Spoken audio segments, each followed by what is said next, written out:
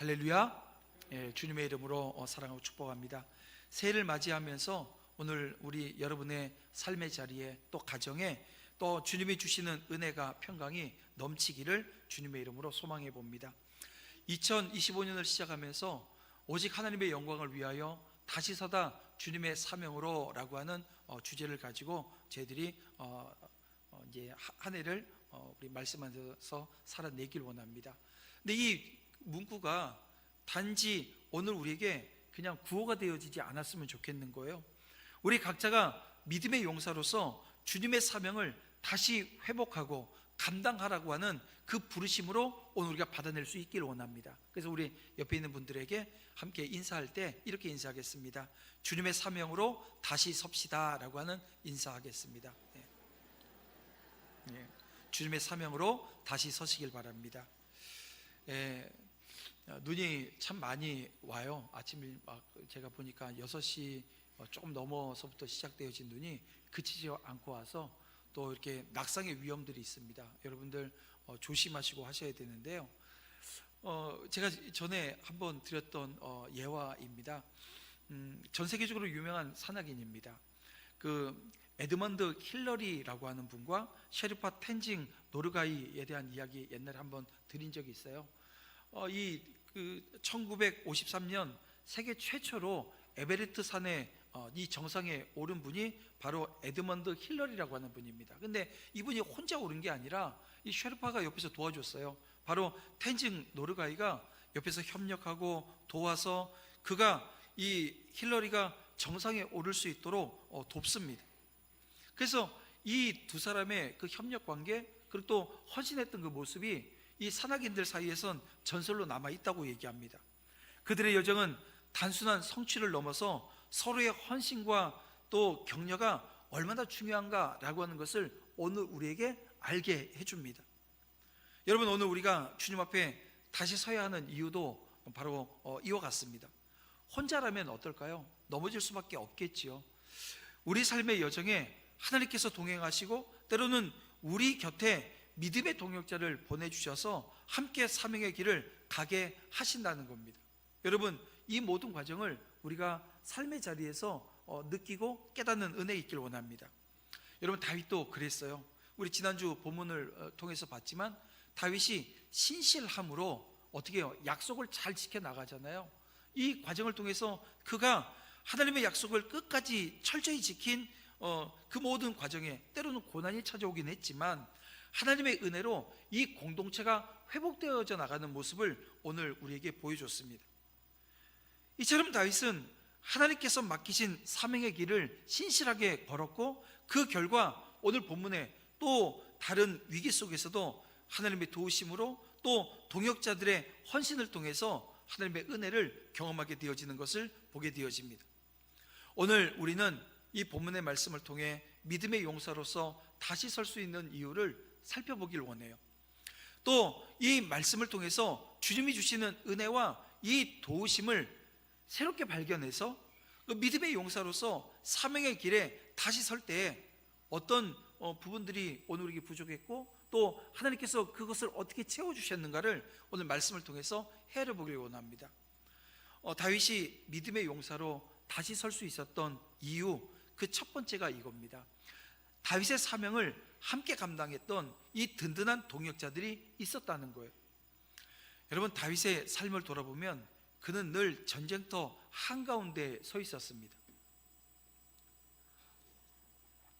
그의 전투는 단순히 이 블레셋과 이 물리적인 싸움뿐만이 아니라 하나님을 대적하는 세력과 맞서는 영적 전투를 그가 감당하고 있었다는 것입니다.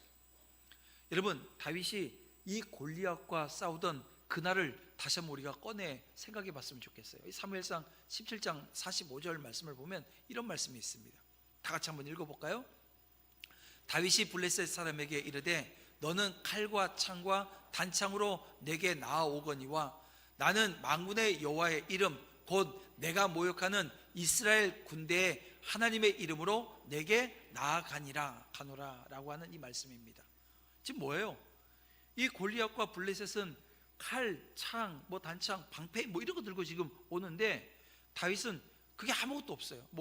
이 사울이 자기의 투구도 씌워주고 갑옷도 씌워줬지만 이 어린 이 다윗에겐 이게 맞지 않았거든요.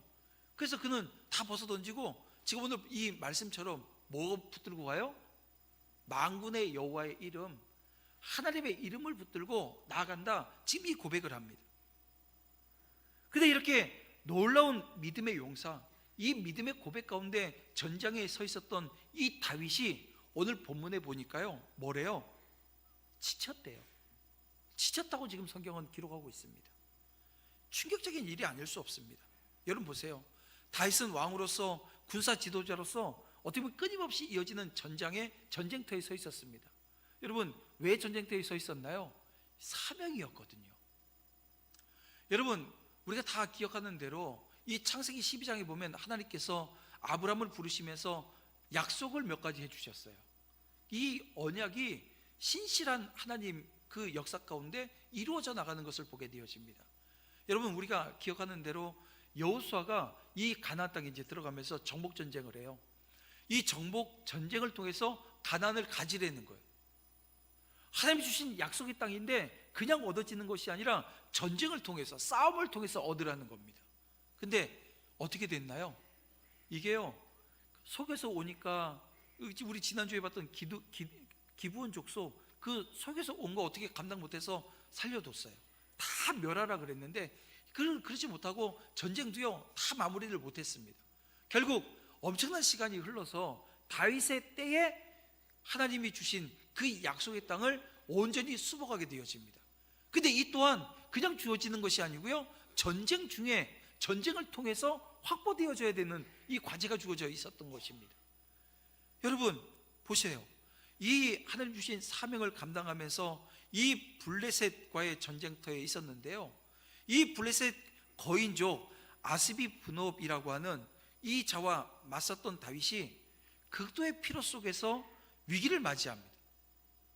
아니 골리앗을 쓰러뜨렸던, 그리고 하나님의 이름을 증거했던 이 다윗이었는데요, 이제는 지친 육체와 마음으로 인해서 스스로 이 싸움을 이어가기 어려운 상황 가운데 놓이게 되어졌다는 것입니다. 그래서 여러분 이스비브놉이라고 하는 것은 단순한 적이 아닙니다. 여러분 보세요. 그의 창날의 무게만 오늘 성경은 기록하고 있습니다. 얼마래요? 300세겔이라고 합니다. 이게 지금 킬로그램으로 바뀌면 3.4g 정도 킬로그램이 되어집니다. 3.4kg. 여러분 창 끝만 그렇다는 거예요. 요만한 창 끝이. 그러면 이게 얼마나, 이 창이니까 이게 얼마나 무거운 거예요? 근데 이 무거운 거를 이게 얼만큼 덩치가 커야지 이걸 지금 잡고 운영할 수 있겠어요? 그러니까 지금 이게 지금 엄청난 무기와 체력에 지금 어떻게 보면 다윗이 압도당하고 있는 것입니다. 다윗은 한때 이스라엘 전쟁에서 가장 강력한 전사였지만 이 거인의 공격 앞에서 이 생명의 위협을 지금 받고 있다는 것입니다. 사랑하는 성도 여러분, 지금 본문에 나타난 이 다윗의 그럼 약점이 뭐였냐는 거예요. 여러분 오늘 본문 15절 말씀해 보니까 뭐라고 기록하고 있어요? 다윗이 피곤함에라고 지금 성경은 말씀하고 있습니다. 이 다윗의 지금 현재의 약점이 뭐예요? 피곤함입니다.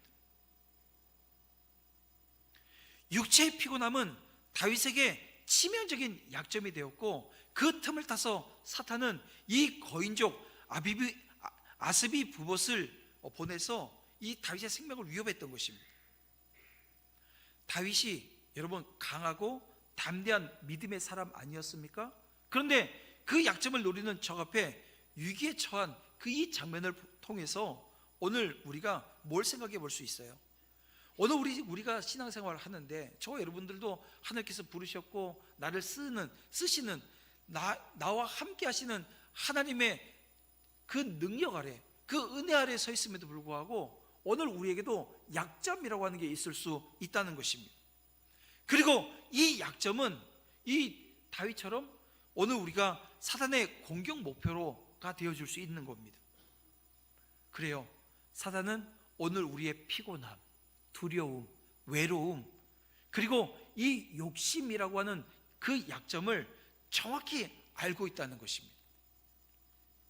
그래서 성경은 오늘 우리에게 이런 경고를 줍니다. 베드로전서 5장 8절에 보니까 근신하라 깨어라. 너희 대적 마귀가 우는 사자같이 두루 다니며 삼킬 자를 찾는다고 말씀하고 있어요. 사단은 우리가 깨어있지 않을 때 오늘 우리의 약점을 찾아요. 그리고 어떻게 해요? 물어요. 근데 여러분, 우리 세렝게티에서 그런 동물의 세계 이 찍어놓은 이 장면들을 보게 되어지면 어떤가요? 이 사자에게 한번 물리면 어떻게 돼요? 발 뒤끝만 물렸는데요, 헤어나오지 못하는 거예요. 이 사단이 오늘 우리의 약점을 잡으면요, 이거 무너뜨리는데, 그 무너뜨리려고 하는데 이게 우리가 쉽게 감당해낼 수 없는 모습을 보게 되어집니다. 여러분, 다윗은 이 피곤함 때문에 이 전쟁 중에 약해졌습니다. 자, 그러면 오늘 우리에게도 약점이 있다는 거예요. 내 약점이 무엇입니까? 어떤 사람은 두려움 때문에 하나님 일하는 걸 주저합니다. 두려워서. 또 어떤 사람은 물질적 욕심 때문에 이 욕심이 약점이 되어서요, 죄로 끌려 들어갑니다. 이 물질은, 이 돈이라고 하는 게 가지고 있는 힘이 그렇습니다. 여러분, 이 돈이 악한가요? 아니에요. 이 물질, 이 돈이라고 하는 것은 가치 중립적인 겁니다. 이 악하지도 선하지도 않아요. 근데 이게 사단의 손에 들려져서 이게 그거 가지고 우리를 유혹할 때는요, 오늘 우리를 쉽게 무너뜨릴 수 있는 아주 강력한 수단이 바로 이 물질이 되어집니다. 또 어떤 사람은 외로움, 연약함, 이것 때문에 무너질 수도 있다는 것입니다. 우리 각자가 자신의 약점을 파악하지 못하면 그것은 사단의 주된 그 공격 목표가 되어진다는 것을 오늘 저와 여러분 기억해야 됩니다. 사단은 오늘 우리의 약점을 정확히 노리고 공격하기 때문에 그래요. 약점이 드러나는 순간 우리는 그곳에서 넘어질 위험에 처합니다. 그렇기 때문에 우리의 약점을 스스로 점검하고 하나님의 보호 아래 두는 것은 반드시 필요한 것입니다. 다윗이 이 피곤함에 다윗의 피곤함이 이 사단의 공격 목표가 되었지만, 여러분, 그렇다고 다윗이 무너지고 끝나버렸나요? 아니에요. 다윗의 옆에 아비새라고 하는 사람이 있었습니다. 그러니까 하나님께서 이 다윗의 약점을 보완하기 위해서 아비새를 보내서 보호하셨던 거예요. 이처럼 여러분, 우리의 약점이 드러나는 자리에서 오늘 우리가 점검해야 될 게 이겁니다. 뭘까요? 내게 힘이 있는가 없는가, 이게 아니고요, 하나님의 능력이라고 하는 것입니다. 하나님은 우리의 약점을 통해서 하나님의 능력을 나타내 보이십니다. 사도 바울이 자신의 이 약함, 이 약점을 고백하면서 이런 말을 합니다. 고린도후서 2장 10절인데요, 다 같이 한번 읽어볼까요? 그러므로 내가 그리스도를 위하여 약한 것들과 능력과 궁핍과 박해와 공고를 기뻐하노니 이는 내가 약한 그때의 강함이라. 아니, 지금 이 바울이 이런 고백을 하는 거예요. 자기 약한 게 있다는 거예요. 능력당하고 궁핍하고 박해가 있고 공고가 있는데 이게 지금 다 자기를 약하게 만드는 건데 뭐라고 얘기해요? 기뻐한다고 얘기합니다. 왜요? 그 기쁨의 이유가 뭐냐면 이 약한 것을 하나님께서 강함으로 덮어주시기 때문이라는 거예요. 다시 말하면 이 자신의 약점이 하나님 앞에서 드러나게 되어질 때 내 약점이 하나님 앞에서 드러나야 된다는 거예요. 그렇게 되어지면 그것은 하나님의 능력을 의지할 수 있는 기회가 되어진다는 것 아닙니까? 여러분, 그 기회를 여러분 오늘 우리가 놓치면 안 되는 거예요. 그렇습니다. 하나님은 우리의 약점을 하나님의 은혜로 덮으신다는 거예요. 우리가 피곤하거나 두려울 때 하나님은 아비새와 같은 동역자를 보내주세요. 또 말씀해 주세요. 또 성령의 놀라운 도움의 역사로 오늘 우리의 약점을 보완시켜 주신다는 겁니다. 그러나 무엇보다도 사단의 공격 앞에서 우리가 살아남으려면 하나님의 전신갑주를 입어야 합니다. 오늘 다윗의 이야기를 통해서 우리는 중요한 교훈을 배웁니다. 이 약점은 사단의 주요 공격 목표가 되어진다는 것, 그러나 하나님의 능력과 전신갑주를 의지할 때 이 약점이 하나님의 영광을 드러낼 수 있는 기회가 되어진다는 것입니다. 자, 그러면 여러분, 내게 어떤 약점들이 있습니까? 두려움, 피곤함, 외로움, 혹은 욕심이라고 하는 건데요. 여러분, 그것이 무엇이든지 간에 여러분 하나님 앞에 내려놓으시길 바랍니다. 그리고 하나님의 능력으로 그 약점을 덮으시길 바랍니다. 우리의 연약함 속에 역사하시는 그 하나님의 능력을 의지해야 됩니다. 하나님의 전신갑주로 온전히 무장할 때 여러분, 우리는 다시 서게 되어지는 은혜를 경험하게 될 것입니다. 다윗이 피곤함으로 쓰러질 뻔했을 때 하나님께서는 아비새를 통해서 구하셨습니다. 이처럼 우리도 우리의 약점으로 쓰러질 수 있지만 하나님은 오늘 우리를 결코 내버려 두지 않으세요. 우리의 약점을 여러분 사단에게 내어주지 마시길 바랍니다. 하나님의 능력을 의지하고 믿음으로 무장하면서 다시금 영적 전쟁터에서 승리하는 믿음의 용사로 다시 설 수 있기를 주님의 이름으로 축원함을 드립니다. 자, 피곤에 쓰러진 이 다윗, 그에게는 이 동역자 아비새가 있었습니다. 아비새는 즉시 다윗을 보호하고 이스비 분옷을 처치하고 다윗을 구합니다. 그리고 이런 말을 해요. 17절 말씀입니다. 우리 함께 읽어보겠습니다. 우리 화면에 있는 말씀을 읽을게요. 시작. 수리아 아들 아비새가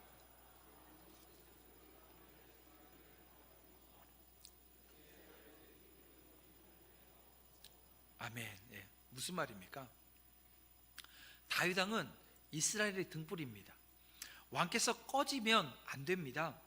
왕은 앞으로는 이 전쟁터에 나가지 마세요 라고 하는 말인데요, 여러분, 이게 단순히 충고하는 말이 아니라 다윗이 얼마나 중요한 존재인지, 그의 생명이 이스라엘 전체 운명과 직결되어진다라고 하는 사실을 보여주고 있는 것입니다.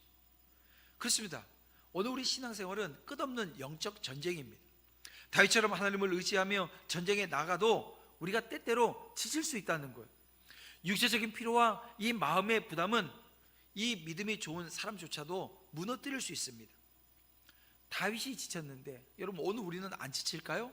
우리도 지친다는 거예요. 그러나 하나님은 그런 상황 가운데 우리 곁에 이 동역자를 예비해 두셨다는 겁니다. 그렇습니다. 동역자는 하나님의 은혜로 주어진 귀한 선물입니다. 생각해 보세요. 여러분, 이 교회 공동체, 우리 주님께서 십자가 지시고 부활하신 이후에 오늘 우리에게 주신 공동체입니다. 근데 이 공동체가, 이 초대교회를 보세요. 우리가 초대교회로 돌아갑시다 하는데 고린도 교회로 돌아가고 싶은 마음은 1도 없어요. 왜냐하면 고린도 교회를 보면 이 교회가 생긴 지 얼마 안 됐음에도 불구하고 온갖 교회 안의 문제들이 막 여기저기서 터지기 시작합니다. 왜 그랬을까요? 생각해 보면 이래요.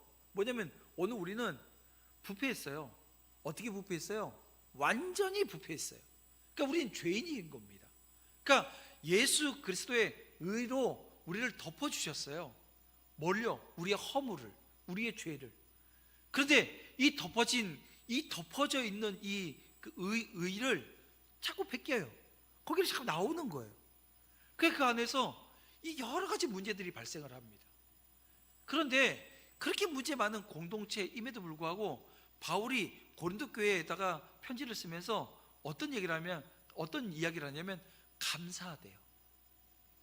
아니, 이 죄 많고 허물 많은 교회를 놓고도 감사하다고 얘기합니다. 그래서 이 고린도 전후서를 읽어나가면서 우리가 오후 예배 시간에 고린도 후서 지금 보고 있긴 하지만 이 면면이 묻어나는 그 모습은 뭐냐면 그럼에도 불구하고 서로가 그 안에서 협력하고 돕는 이 동역자로 서게 되어지면 능히 그 어려운 문제들 여러분 해결이 안 될 것이 없다는 것입니다. 여러분 보세요. 아비새는 다윗의 동역자로 그를 지켜요. 그의 생명이 계속되도록 돕는 역할을 감당했습니다. 다윗 혼자였다고 한다면 아스비 분업에 의해서 생명을 잃지 않았겠어요? 하지만 하나님은 그 곁에 아비새와 같은 충성스러운 동역자를 주셨습니다. 마찬가지예요. 오늘 우리의 약점이 드러나요. 그래서 여러분, 다 끝날 것 같은 그 상황 가운데서도 오늘 우리에게 옆에 있는 동역자, 나와 함께하는 이 신앙 공동체 안에서 나를 세워줄 수 있는 사람이 분명히 있다는 것입니다. 여러분, 우리 신앙생활에도 하나님은 아비새와 같은 사람들을 보내서 우리를 붙드시고 돕습니다. 저도 그래요. 제가 혼자 뭘 할 수 있겠어요? 아무것도 못해요. 그런데 오늘도 우리 1부 예배 때도 2부 예배 때도 우리 장로님들이 저를 위해서 기도하세요. 그리고 우리 많은 성도님들이 저를 위해서 아마 기도하실 겁니다. 여러분의 기도에 제가 빠지게 되어지면 저한테 큰 위험 신호가 오는 거예요. 왜냐하면 여러분 전부는 저에겐 동역자들입니다. 다시 설 때, 하나님의 사명으로 나아갈 때 오늘 우리에게 동역자가 없게 되어지면 문제가 심각해지는 거죠. 마찬가지예요. 여러분이 저에게 동역자가 되어지는 것처럼 저도 여러분의 동역자입니다. 여러분, 오늘 우리가 아비새와 같은 동역자가 되어져야 된다는 것입니다. 그러니까 우리는 교회 오게 되면 사랑 받겠다고, 왜 사랑이 없냐고 얘기하는데 그 사랑 없다고 얘기하는 사람이 사랑이 없는 거예요. 여러분 보세요. 오늘 우리에게 동역자가 없어요? 아니요, 내가 동역자가 아니기 때문에 동역자가 없는 것일 수도 있는 거예요. 자, 오늘 본문에서 중요한 것은 단순히 이 다윗이 아비새의 도움을 받았다라고 하는 사실에 그치지 않아야 된다는 것입니다. 우리 자신이 누군가의 아비새가 되어져야 한다는 것입니다. 여러분 연극이나 영화 같은 데 보게 되면 주연이 있어요. 근데 거기에 누가 있어요? 조연들이 있어요. 이 주연을 돋보이게 하는 것, 어떻게 보면 야, 저 주인공 진짜 발연기 하는데도 그 영화가 끝날 때까지 그 잘 만들어져 가요. 왜요? 옆에 있는 조연들이 잘 해주는 거예요. 요소요소에서 적절하게 자신의 역할들을 잘해서 이 주연이 하는 그 연기를 붙잡아 줍니다. 이런 모습들도 보잖아요. 마찬가지로 오늘 우리가 신앙생활에 나가는 것을 우리는 영적 전쟁이라고 얘기합니다. 이 영적 전쟁을 하다 보면 주변에 지친 우리 형제들이 있고 자매들이 있습니다. 그러면 어떻게 돼요? 격려하고 일으켜 세우는 것이 동료들입니다. 우리가 지금 새벽 예배 때 욥기서를 보지만 이 욥의 세 친구, 또 나중에 나온 엘리후, 이 모든 사람들이요, 이게요, 이 동역자들이 아닌 거예요. 아니 겉모양은 동역자인데 와가지고 하는 얘기는 그 힘들고 지쳐서 이 모든 걸 다 잃어버리고 자녀들 잃고 이 몸도 지금 만시창에 되어져 있는 욥이면 어떻게 돼요?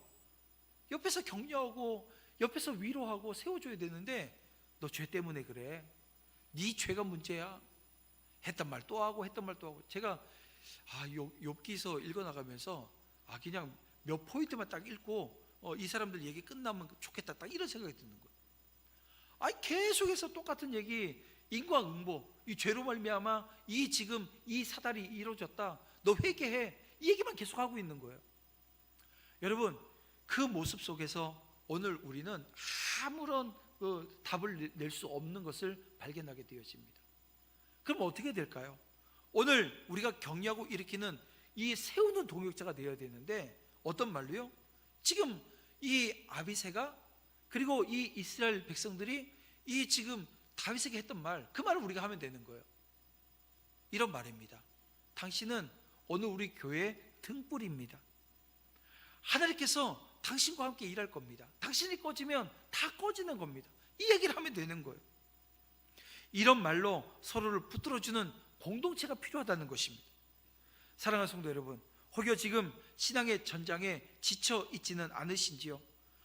혹여 주변에 지친 동역자들이 보이지는 않으십니까? 여러분, 다윗이 전장에 지쳐 쓰러졌을 때 하나님은 아비새를 통해서 그를 붙드셨습니다. 이와 마찬가지로 하나님은 우리 곁에도 이 동역자를 보내주셔요. 그리고 더 나아가서 오늘 우리가 누군가의 아비새로 세워지게 하십니다. 믿음의 용사로 다시 서야 되는 이유는 우리 곁에 하나님께서 예비하신 동역자들이 있기 때문에 그래요. 다윗 곁에 아비새가 있었던 우리 곁에도 하나님의 예비하신 사람들이 있습니다. 또한 우리 역시 누군가의 동역자가 되어야 한다는 것, 하나님의 이름을 의지하며 전장에서 다시 일어서기를 주님의 이름으로 축원함을 드립니다. 하나님은 지친 나를 붙드시고 우리 곁에 믿음의 공동체를 세우십니다. 이 은혜 안에 서로를 격려하며 함께 나아가는 은혜 있기를 주님의 이름으로 축원함을 드립니다. 이 다윗이 믿음의 용사로 다시 설 수 있었던 이 두 번째 이유는 너무나도 간단한 내용입니다. 하나님의 은혜 때문이라는 거예요. 무엇보다도 하나님의 은혜가 여전히 그와 그의 동역자들에게 임하였고 위대한 승리를 가능하게 하였다라고 하는 것입니다. 여러분 사무엘서를 보게 되어지면요, 끊임없이 얘기하는 내용이 이겁니다. 겉으로 드러난 그 모습에 주목하지 말라는 거예요. 본질을 꿰뚫어 보라는 거예요. 오늘 본문도 마찬가지예요. 자, 오늘 본문에 보게 되면 그 거인족에 대한 이야기가 지금 쭉 나옵니다. 이 역시 마찬가지 의도입니다. 겉으로 드러난 거 보지 말고 본질 보라는 거예요. 그들이 몸집이 크고 커다란 무기를 휘두르는 자들이라고 할지라도 이스라엘에 위협이 되지 못한다는 것입니다. 사무엘서 저자는 이 블레셋 군대에 속했던 거인족들의 이름, 그리고 그들을 쳐 죽인 사람들의 이름을 함께 언급합니다. 곱에서는 시프게가 삽을 죽였고, 엘 하나는 배틀채 같은 창자를 휘두를 정도로 위협적이었던 이 골리앗의 아우 라흐마를 죽였습니다. 또 삼마의 아들 요나단은 이름이 밝혀지지 않았지만 손과 발이 6개래요. 손가락이 6개, 발가락이 6개씩이래요. 24개나 가지고 있었던 이 거인족을 이 가드에서 죽였습니다. 자, 이 사무엘서 저자가 앞서 말한 아스비 분호, 또 삽 라미어, 그리고 손가락 발가락이 모두 24개인 이 거인을 모두 이스라엘 용사들이 쳐 죽였다라고 하는 것을 강조하면서 이들이 다윗과 그 부하들의 대적이 되어줄 수 없다라고 하는 걸 지금 우리에게 말해주고 있는 것입니다. 이런 거예요. 아무리 몸집이 크고 배틀채 같은 커다란 창자루를 휘두르면서 남들보다 손가락 발가락이 하나 더 많으니까 얼마나 위협적이겠어요. 근데 결국 만군의 여호와의 이름을 의지하며 이 나아갔던 하나님의 백성들을 이길 수 없었다는 것입니다. 여러분, 오늘 본문에서 다윗은 이 동역자들의 용맹, 하나님의 은혜를 통해서 이 블레셋 거인들을 물리친 이후에 이 승리의 본질을 분명히 깨닫게 되었을 겁니다. 이 모든 승리는 여러분 다윗이 이룬 것이 아닙니다. 하나님께서 이루신 것이라고 하는 것을 분명히 알았을 거예요. 그래서 여러분 다윗이 쓴 시편들을 보세요. 그리고 다윗이 살았던 그 삶의 자리를 보게 되어지면 이 왕이지만, 자기가 왕이지만 이 이스라엘의 진정한 왕은 누구예요? 여호와 하나님이시라는 거예요. 자신은 단지 인간 대리 통치자로 쓰임받는 자리에 있다는 것입니다. 이것 망각해버리면요 끝나버린다라고 하는 것을 다윗이 알고 있었던 거예요. 그리고 오늘 본문을 통해서 우리가 알게 되어지는 정말 중요한 점은 다윗이 거인족과의 전투에서 승리하는 순간에 그의 동역자들이 하나님의 뜻에 따라 그를 도와줬다는 겁니다. 그의 승리는 다윗의 사명이 계속해서 이루어질 수 있도록 하는 하나님의 은혜였다라고 하는 것을 그래서 깨닫게 되어지는 거예요.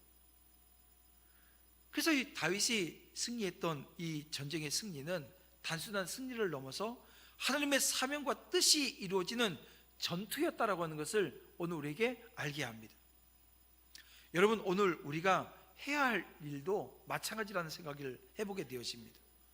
여러분, 오늘 우리가 신앙생활에 나가면서 무엇보다도 중요한 것은 하나님이 주신 사명을 붙잡고 그 사명이 계속해서 이루어질 수 있도록 하나님의 은혜를 의지하는 것입니다. 아니, 내 힘으로 하려고 하는 그 모든 일들은요 여러분 계속 할 수 없어요.